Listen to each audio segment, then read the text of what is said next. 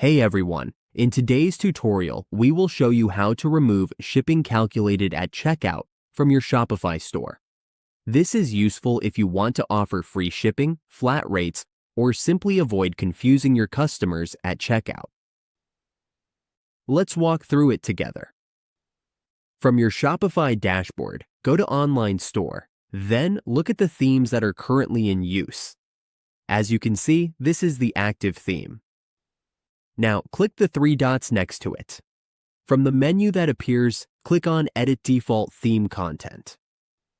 Once you're inside, click Search or Filter so we can find the right setting quickly.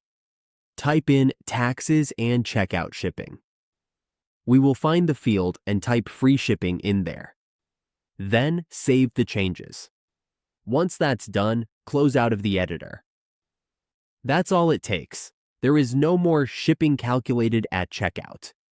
Shopify will now display free shipping instead. We now know how to remove shipping calculated at checkout from a Shopify store. Making this small change helps create a smoother, clearer checkout experience for customers.